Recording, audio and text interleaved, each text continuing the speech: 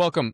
I am up close and personal today. We are going to explore chapter 5, the second way your back breaks, trigger points, and lack of mobility. This is by far my favorite chapter that I have written in this book, or really in any book for that matter. When I discovered trigger points, it was kind of like, the sun, seeing the sun for the first time, seeing the ocean, or being a child and seeing snow for the first time, something like that. I was absolutely amazed. Really? This is my pain?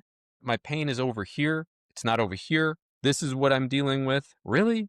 Okay. And as we get into this chapter, you are going to understand more and more about what I know about trigger points and how to best treat them so you can become your own best therapist and get rid of not just your back pain, but really any other pain that you have in your body just by finding out what the problem is.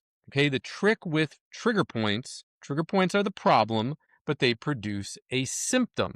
Okay, and the symptom could be knee pain, it could be ankle pain, it could be elbow pain. And what do we do as practitioners? We treat the knee, we treat the elbow, we treat the ankle where the pain is felt. The key with trigger points is the pain is being pushed from somewhere else. Okay. And this can very much happen with our glutes, their hamstrings, their hip flexors, which we are going to learn about in this video. Here we go. And I quote, "All that man needs for health and healing has been provided by God in nature. The challenge of science is to find it." That is by Philippus Theophrastus Bombast, that of Aureolus Paracelsus, 1493-1541. I am terribly sorry, sir, if I just bastardized your name, but let's go. Annie came to me in pretty bad shape. Her pain was the result of poorly applied therapy after a bad car accident when she was in college. She was now 45 years old, and her husband had to help her walk from the car to come see me. Listening to Annie talk, you could sense the fatigue and desperation in her tone. She was tired of her back going out on her, leaving her in bed or on the couch for sometimes up to 2 weeks. She was tired of missing out on the days her husband would take their 2 kids to the beach or on the boat to wakeboard. She was tired of all the worries she had surrounding her movement every day. She had lost her motility, and the plethora of practitioners she has visited over the years made for a pretty impressive conversation over cocktails, but that was about it. Nobody could figure out how to help her. Was she broken? That's the first question she asked me. I assured her that as long as she could get to me, she was not the least bit broken. We are all different but the same, I told her. We each have the same capacity for injury as we do to heal. We just need to be in the right care. Careful inspection of Annie showed tightness in her right glute hamstring complex, which carried up to her left shoulder. She had been favoring her left leg for 25 years. Through vigilant application of our mobility and motility exercises, Annie was pain-free after 4 months and even became a member of my gym, dropping nearly 30 pounds and increasing her fitness to pre-college levels. Her story is one of my favorites to tell, not because of the success we achieved, but because of the hardships she endured along the way. So this lady actually was in college in Barcelona. She got into a car accident, shattered her left kneecap. Really, really bad accident. It's probably one of the worst. Shattering your kneecap is probably one of the worst things that you can do to your body besides maybe breaking your femur. People feel a return to health should always be an ascending line, and this may be the case if your pain is just developing. When you have been in pain for as long as Annie had been, your return to health will look a little bit more like this. So this is what people expect, okay? Oh, I'm just going to get better and better and better and better. And this is what actually happens. We get better, we get a little bit worse. We get better, better, better, we get a little bit worse. And this is the remodeling of fascia and the body. This is how it actually happens. Did Annie have some setbacks? Absolutely. And I told her to expect them. Her body had created what I call functioning chaos, which meant any way it could develop force for her to traverse the physical plane, it did so at the expense of her muscles, tendons, ligaments, and ultimately her joints. We had to break this chaos down and restore order to her movement. This neuromuscular re-education will sometimes cause a spasm or the brain to go on high alert. This is because we are making swift changes to the body's structure, and if it does not calibrate just as quick, it will force you to slow your movement down. This is where our patience and persistence comes in. Even though we may be hurting, we are not hurting the body. I was providing a paradigm shift for Annie. No other practitioner was willing to take her through. We adapted to her body's responses and adjusted our exercises accordingly to the imposed demands. As we slowly put her blocks back together, her brain and central nervous system calmed down and stopped referring pain to care. My heart goes out to everyone with back pain reading this book. I have and always will take a heart-centered approach with everyone who comes looking to me for care. That's why this book is dedicated to you, the reader. I know it sounds cliche or corny, but there were plenty of times in my life I was in pain and there was no one there to help me. Those who tried diligently, but just didn't have the right answers, and that's okay. Fixing me wasn't their calling, it was mine. I'm one of the lucky few who don't question why I'm here or what my purpose is. I am constantly called to care for those who are looking to take their pain away for good. My success rate is dictated by holding the space for you to heal. With malpractice suits flying around like Boeing 747s these days, it's no wonder doctors and physical therapists shake their heads and send the tough cases packing. If someone is treating you based off of fear first, your treatment will be limited. I'm not saying all practitioners are like this, but it's safe to say some, if not a majority, are. If you get anything out of this book now, know that I believe in you. I believe you are in pain, and I believe that you want to be happy and healthy again, regaining your freedom of movement. While I do get stumped sometimes, our body will always show us signs of ways to heal it. Pay great attention because this could be as slight as a buzzing sensation, or in some cases, may come as a loud crack or puff. Whatever the case is, remember you always have me in your corner. Experience has shown me that some of the movements I teach in this book can be quite tricky to understand through just pictures and text. As a result, I created a video library of all the movements so you can follow along and better understand how to perform them. They are for sale on my website, www.chriskidowski.com, for a fee. The program is called Rebuilding You. Just go to the pain management tab and there's a sales page there. You're going to read about everything that I have to offer and the ways that I'm going to be able to help you. Or you can get them. If you are looking to accelerate your results even faster, I offer coaching in the form of Zoom calls via the internet. Single sessions are available, as well as a comprehensive 3, 6, or 1 year program. 3-month, 6-month, or 1 year program. If you feel this is something you may want to take advantage of, please email me at rebuildingyou@proton.me. That's the letter U, rebuildingyou@proton.me, and I'll give you directions on how to do so. Look, a lot of people feel they can't heal unless if they are on my table with me, and that's completely false. I've had people with massive amounts of pain get 70, 80% better off of one session in a half hour, okay? This is one of the reasons why I charge what I charge. There are other people like Knees Over Toes guy. I know there's a guy on YouTube called Low Back Ability, and they show you how to get out of back pain with movement. While I 100% agree with what they're doing and I love it, their programs take lots and lots longer to get out of pain than mine. You can be out of your misery literally in a half hour, and sometimes if we have hit the nail on the head, okay? While their programs, in some cases, I've even heard Ben Patrick talk, it's a year, 2 years to get that knee pain to go away, okay? It's a really long period of time. Pressure is the key. Pressure is the answer. It always will be. Whether you're generating it yourself via fascial maneuvers, or if you're doing it the outside in way with balls, bands, bars, etc., foam rollers. Here we go. Wireless pain, the trigger point phenomenon. I studied to receive my master's degree in kinesiology because I wanted to learn any and all facets on how to fix the human body. The cold hard truth is that I ended up getting a better education through learning about the pain in my own body. I studied in college a course called Physiology 610. Pretty high up there, right? Pretty prestigious, no? Actually, no, because I was never taught anything about fascia, trigger points, adhesions, scar tissue, or fibrosis, which are all physiological problems the body likes to develop. This brings me to the second way our back likes to break, trigger points. Trigger points are the ghost in the machine.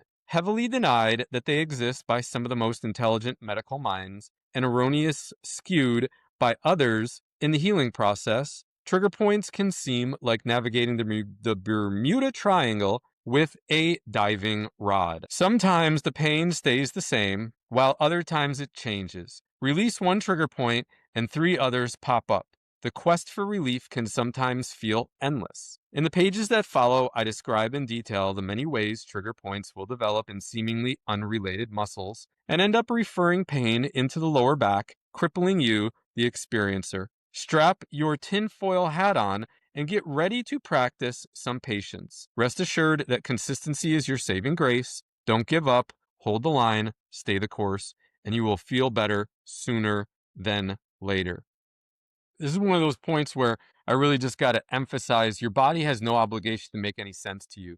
These trigger points develop. We don't know why they develop, okay? But they develop and they themselves will decide when they're going to release, okay? There was this one time I had a pain point in my right knee and I was applying the bar to a trigger point that was sending pain into my knee 3 to 4 minutes a day, every single day. It took over a year for this trigger point to finally rupture, dissolve. It just twitches and lets go. And then all of a sudden, I had more mobility, no pain, everything was fine. Now, I'm not going to say that this is going to be the case for everybody, that's going to take a year for every trigger point or adhesion or little piece of fibrosis to dissolve or unglue. But the fact remains, just be patient. Be patient with the process. Love yourself, love your trigger points, love the mobility exercises, and don't give up. You will be pain-free. I promise. Abdominal mobility. Remember how I told you that the abdominals are pretty much worthless when trying to correct your back pain? Well, that wasn't entirely true. It is well documented that there are some pretty serious trigger points in your abdominals that refer pain directly into your back, as indicated by the pictures below. So what I'm going to do, I'm going to share my screen right now, and we are going to take a look at the rectus abdominis trigger points right here. So looking at these trigger points, here we are, one right up here by the rib cage, and then one very low down, okay, almost below our belt line, or maybe right on our belt line. And look at the back pain that these guys will produce, okay? So when you are using your softball-sized mobility ball, these are the trigger points we are looking to get the ball on. And they're going to be on both sides, okay? Even though in this, there's only one, they're going to be in both sides, okay? So it's make sure that you hit both sides of the abdomen right here, and then both sides of the rib cage, one right here, one right there. Massaging your abdominals at first may seem strange and feel highly unpleasant, but I have had the most immediate relief in back pain and increase in hamstring flexibility come as a result of doing so. This mobilization will pay off in big dividends, and that is why I'm putting it first. Here is your model for releasing your abdominal trigger points. Method: lying on your stomach, placing direct pressure, or stirring the pot by rolling around, searching for any tissue that sends pain into your back. Support yourself with your elbows or your hands. You do not want to swan dive on the ball, obviously. The modality we're going to use is a softball, and the time is 6 to 10 minutes on the entire abdominal sheet. Lying on your stomach with elbow support. If your results are limited to the ground, you may want to try using the back of a chair or sofa and leaning the ball into the sofa to apply deeper pressure. Trigger points are interesting due to the fact that they refer pain into seemingly unattached muscle groups. By now, you, the reader, knows this makes perfect sense because the body is a web and completely connected. The body needs to keep tension in the system equal from front to back, side to side, and adjacent muscles as well. If the back is tense, the abdominals can and will develop trigger points to shore up the fascia, thus equaling the tension in the back. By attacking the abdominal trigger points first, we loosen what may be causing the back to feel painful and tight before we roll the back, getting much more out of our back mobility exercises. Okay, so another thing that I said in there that you may have shook in your head and been like, yeah, that sounds a little bit nuts, is the fact that when you release your abdominals or these abdominal trigger points, what ends up happening is your hamstrings gain flexibility. And that's because when we look at the body, okay, the hamstrings are going to oppose also the tension in the abdominals and the hip flexors. All right. The abdominals and the hip flexors are pulling forward. The hamstrings are pulling everything back erect or back straight. Okay. So this is one of the reasons also why we hit these guys first. Now we're going to go on to the iliopsoas, or our hip flexors. Revisiting what we learned in our first section on how the back breaks, we now know how the fascia of the hip flexors play such a critical muscle for not only support, but also vitality. So you know we were going to go hunting around in here to lengthen and restore their proper function. The flexor trigger points are deep and very difficult to get to. Due to their depth, they must be stimulated slowly and carefully. Here is your model. Method: lying flat on your stomach, place one peak of the psoas in the area marked in the diagram known to develop trigger points. Search around and breathe. Relax and slowly let the peak penetrate the fascia. Modality is psoas. The time 1 to 2 minutes for each trigger point. Go back to chapter 1, and I ended up giving everybody a discount code for the psoas. Okay, screw it, I'll just mention it here. Go to pso-rite.com, and anything you buy, enter in the code CK, just my initials, the letter C and the letter K, when you're checking out, and it'll give you 50% off everything that you buy. My favorites are the So Back and the So Right. Okay, but looking here, okay, we are looking at these trigger points right here that are going to produce the pain over here. All right. And once again, these gentlemen, this is both sides of the body. All right. We want to make sure that we're hitting both sides of the body and we're releasing the hip flexors. Interestingly enough, I always get that question like, oh, the hip flexors are so deep. Are you sure you can really even get to them? Blah, blah, blah, et cetera, et cetera. I was just sent a Instagram post by Mark Bell of a gentleman talking about how he did MRIs, showed on the MRI that you actually can palpitate or stimulate the hip flexor muscles with hands or other objects. Okay. Where before I told everybody that it was typically just the the fascia of the hip flexors that we were opening up. Actually, you know what? I'm going to do something nuts. I'm just going to go ahead and play that for you guys. And you palpate the psoas major. So we've all seen many posts talking about how you can or you cannot palpate through the abdominal wall, through the viscera, through the intestines, and all these things surrounded by the peritoneal cavity to get down to the depth of that psoas. So we wanted to see, could we put someone in an MRI and palpate and see if you can actually touch it in someone with a BMI of 19 as well as someone at a BMI of 29. So here at our research lab at UCSF Medical School, we have a 3 Tesla magnet, and we took 2 people with very different morphologies, and we tried to see, can you palpate with your hands and palpate with the tool? And we had some really, really extraordinary results. This is a T1 weighted image, and you can see directly right here, this is your psoas major. This is also your psoas major. And they look very different because you can contact the psoas major pushing past the viscera because the peritoneal cavity slides over to the side. And so this got within 9 millimeters of the psoas from the fingertip to that area. What was absolutely amazing is the suppleness of fascia in a warm human body that's at 98 degrees. This is the same image, but on the BMI of the subject that had 29. So very high fat mass, and yet you still get very close to that psoas major. We have to remember that palpating the psoas major doesn't necessarily fix the problem. There are so many variables, and there are so many things on why people have back pain or hip pain. But we do know that you can contact this in a warm human live body. So much debate. So how's that? Pretty amazing, right? Moving on, back to the book. Be patient as we are using a pumping action to get the trigger points to release. If you feel comfortable enough while doing this mobilization, you can also relax and apply some direct pressure to it. This is common sense, but needs to be stated. Your gut, along with a lot of major organs, lie close to your hip flexors, which should dictate caution on your part. Do not press into any area that is referring intense pain into your gut. If you are on the trigger point and it is a normal muscle soreness, that is fine. If the pain is going into your back, even better. These are both great mobilizations, but because of their sensitive nature, not a lot of practitioners will advocate their use. I, on the other hand, have found way too many problems in these muscles to omit them and still be able to sleep as soundly as I do. Bottom line is to be gentle and use caution, and you will produce a win-win for your back.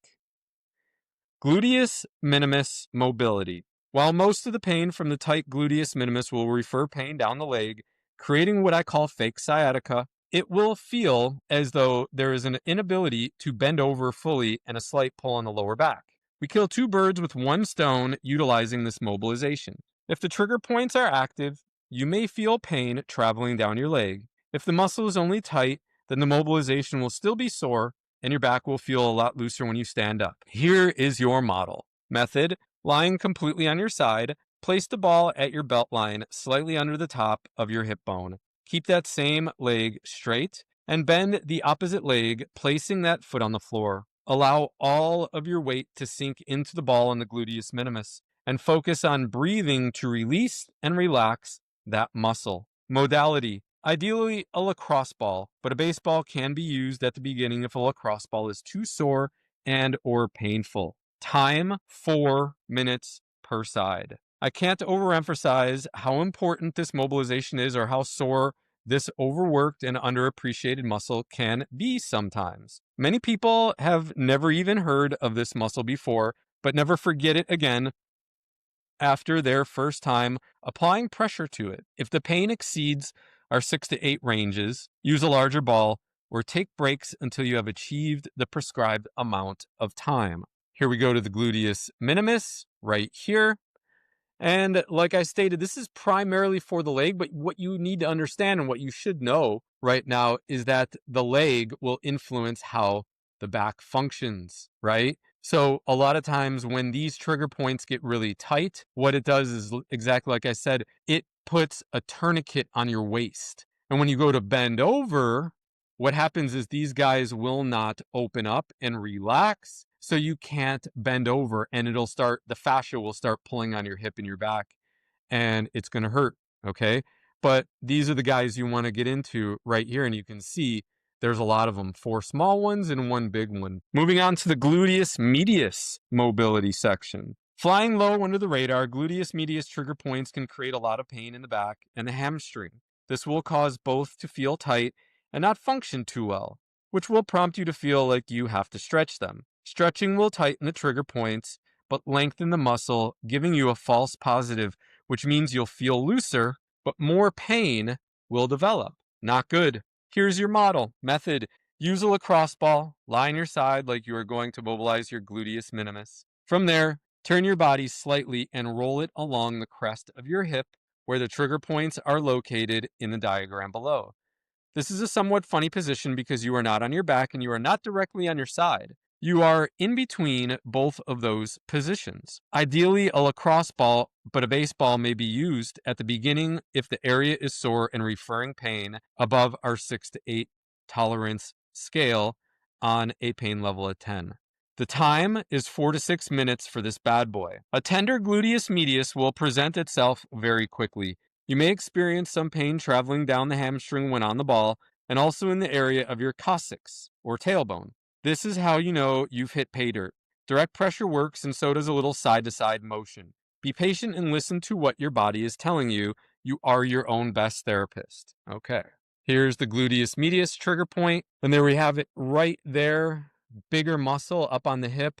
But look at how it locks up that lower lumbar here. And then we'll also lock up the QL and the lower back here on this side. So these are your two guys, trigger point 1 and trigger point 3. I would just roll all along that crest of the hip, release all that fascia from sticking to that bone, to your pelvis, and you're going to be much better off. Now on to gluteus maximus mobility. While not really a major contributor to back pain due to trigger points, a tight glute max can hinder our hip mobility, locking up our back and hamstring. Mobilizing the glute max is fairly easy, but also where most people go wrong, missing the gluteus minimus and medius completely. No rocket science with this one. Here's your model. Method: Lie on your back, place a lacrosse ball squarely under your glute max, and stir the pot, moving the ball all over, utilizing your body weight for pressure. Modality: ideally a lacrosse ball, but you can start with a baseball or softball if your glute is on the sore side. Time: 4 to 6 minutes of continuous pressure, moving the ball frequently. This is one of the easiest mobilizations you will be doing and can often be passed up because of this. Make no mistake, a mobilized glute is much better off than a non-mobilized glute.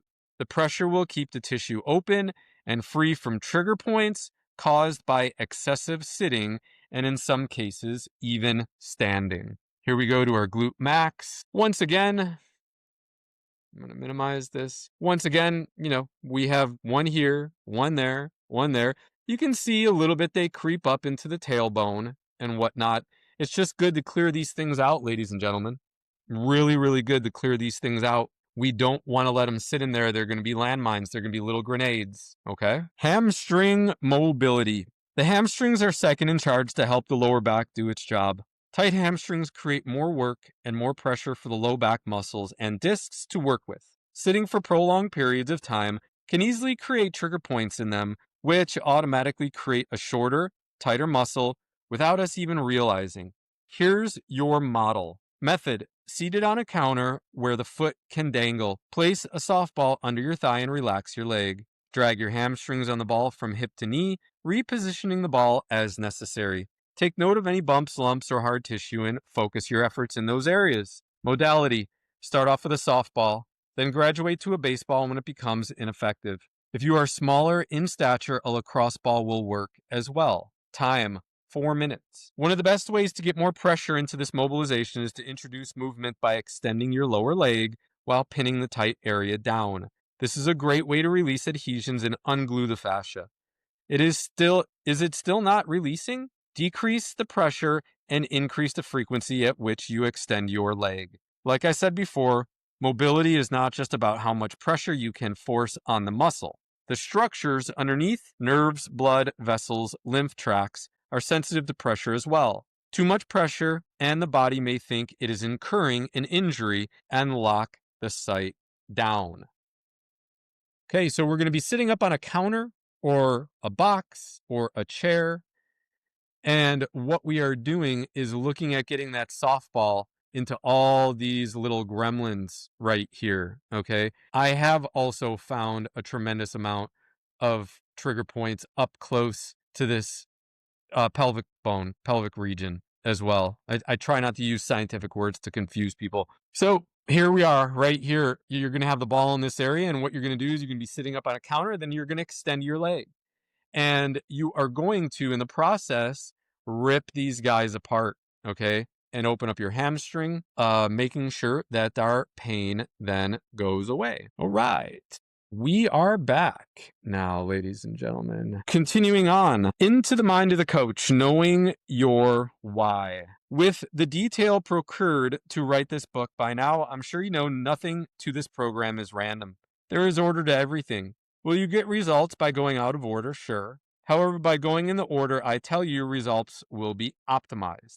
Not only are we following the firing patterns for human movement, hip flexors, glutes, hamstrings, low back, but we are also loosening and unlocking the hamstrings before we mobilize them directly. This is because the hamstring tendons emerge from under your gluteal muscles. Tight gluteals will clamp down and shorten your hamstring tendon, tightening the hamstring even though the muscle may not contain any trigger points. Restoring these damaged, tight structures in order not only sends the right signal to our brain, but also makes the process of returning to health 3 to 5 times easier. Now let's go see what lies in store for that ailing low back of yours. Lower back mobility. Far from the workhorse, I would more so call your lower back command central. Not that it tells any other muscle group what to do or how to fire, but it commands that they do their part and function correctly or else. Truth be told, we do abuse our lower backs on a daily basis. From the shoes we wear, ladies go above and beyond with their high heels,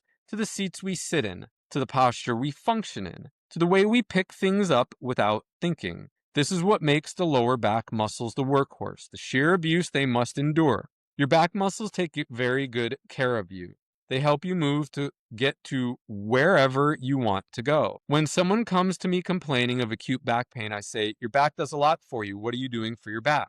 After my weightlifting accident, I promised myself I would never entertain back pain again. Once was enough. My routine now dictates around 7 to 10 minutes of daily back mobilization, which allows me to compete at a high level for my age without any back related pain. This mobilization helps me relax and melt any weightlifting soreness away. Here is your model. Lying on your back with a roller underneath your hips, start with your hands at your sides and palms down. As you roll up your back to the base of the neck, slowly move your hands overhead at a steady pace. Return down to the hips, moving your arms back to the start position.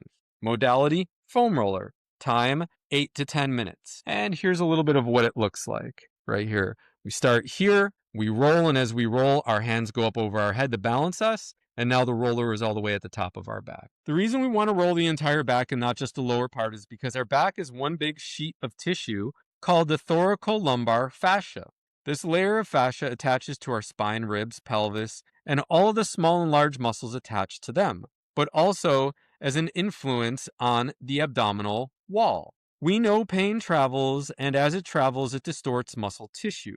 You may not have any pain in your middle or upper back, but because it is attached to this fascia, you can be sure there is something brewing in there. This technique is as much preventative as it is restorative, and it truly shows the interrelatedness of all of the muscles and its fascia in the trunk of the body. As we said earlier, the body is a closed loop, a continuous circle of intertwined tissue, penetrating through all things, even bone and organs. It only makes sense that we start with the abdominals, then work the hip flexors, then work the glutes, then work the hamstrings, then work the back, which affects the abdominals again.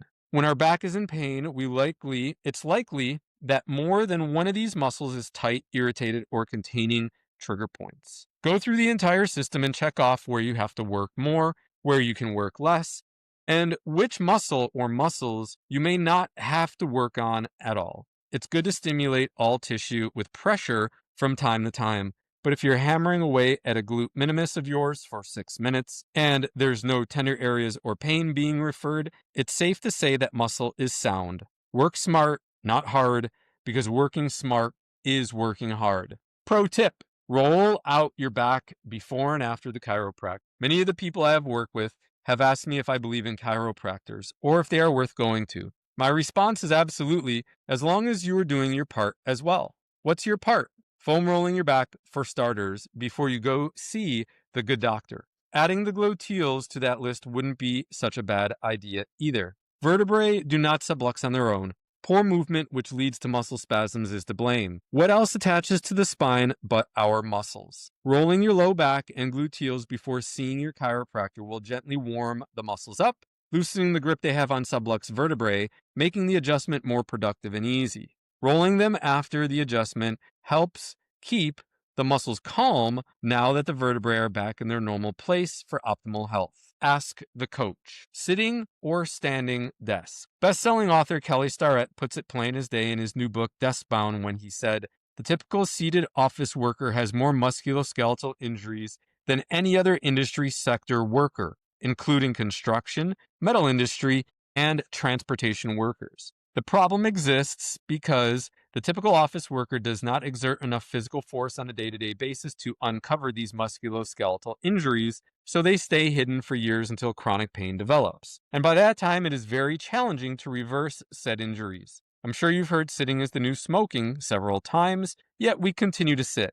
What's worse is prolonged sitting followed by intense exercise. For some, exercise is an afterthought or done with haste. You sit at work for nearly 8 hours, sit in traffic for an hour on the way home, then jump out of the car, change clothes in a rush, do a stretch or two, and then pound the pavement as fast as you can for 20 minutes. Some of you may be saying, "But I don't have time to warm up." Ask yourself this: will you have time to heal yourself when an injury strikes? I'm guessing you won't have time for that either. There are some staggering statistics surrounding the potential sitting has to create disease in the body when there is none. Here are some facts taken from standupkids.org showing what even 2 hours of sitting per day can do. increased risk for heart disease, increased risk for diabetes, metabolic syndrome, increased risk of cancer, back and neck pain. Sitting literally turns your brain and your body to mush. The posture most of us sit hours with would not be sustainable for even 5 minutes standing. The pain would be too great to bear. A simple search on Amazon will produce a wide variety of standing desk options from $29 all the way up to over $5,000 in some cases. Choose which option is best for you and join your fellow rebel bipeds. But that's not all. I see people who stand all day have just as many problems with their feet, knees, hips, and low back as people who sit all day. The body craves balance and strives ultimately for harmony. What to do then? Sit until you fidget around getting antsy, and then stand until your feet, legs, or low back get fatigued. This way, you are listening to the fatigue stages of the body. As always, we ask, what can I do right now? I've mentioned my 2020 rule, but it bears repeating here again. Every 20 minutes, get up and do something active or athletic for 20 seconds. Be silly and move every joint in a full range of motion.